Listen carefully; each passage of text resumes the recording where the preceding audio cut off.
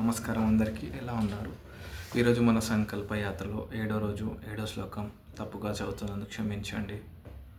శ్లోకం ఇలా చెప్పబడుతుంది: అసకం టు విస్థాయేతన్ నిబోధ దివ్యజ్యోతమ నయకా మమ సహస్య సామ్రాతన్ తన్ బ్రవిన్ భవన్ భీష్మాస్క కర్ణాస్క కృపాస్క జయన్ అశ్వత్థామ వికర్ణస సబుదయన్. ఇక్కడ ఏం చెప్పబడుతుందంటే, బ్రాహ్మణులో ఉత్తమైన మహాబ్రాహ్మణ ద్రోణ దుర్యోధనుడి ద్రోణుతో చెప్తున్నాడు: ఓ ఉత్తమ బ్రాహ్మణ ద్రోణాచార్య, మా గురువర్య.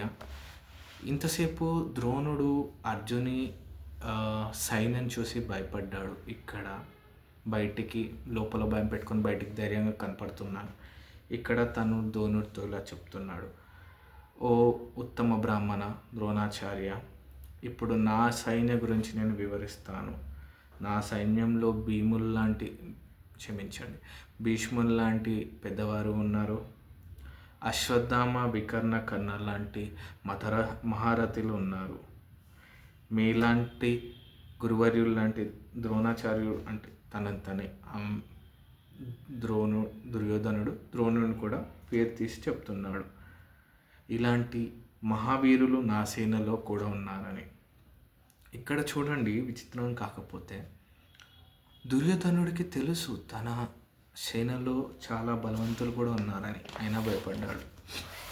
భయం అలాంటిది, ఎంత బలం ఉన్నా మనిషిని అల్లకల్లోలం చేసేస్తుంది.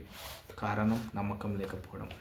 ఇంత పెద్ద వీరులు ఉన్న తర్వాత కూడా తన మీద తనకు నమ్మకం లేక, తన వాళ్ళపై తనకు నమ్మకం లేక దుర్యోధనుడు భయంతో ఉన్నాడు. జీవితంలో నేను చెప్పేది ఇది: మనతో ఉన్నదాంతో, మనలో ఉన్నదాంతో మనం ఆనందంగా ధైర్యంగా ఉండాలి. లేని దానికోసం వెతుకుతూ లేని దానికోసం ప్రయత్నిస్తే దుర్యోధనుడి పరిస్థితి మనకు వస్తుంది. అన్నీ ఉన్నా ఏమీ లేనట్టే అనిపిస్తుంది. ఇది ఈ శ్లోక సారాంశం. రేపు మరలా కలుద్దాం మరో శ్లోకంతో. మీ రోజు మంచిగా గడవాలనుకుంటూ, హరే రామ హరే కృష్ణ.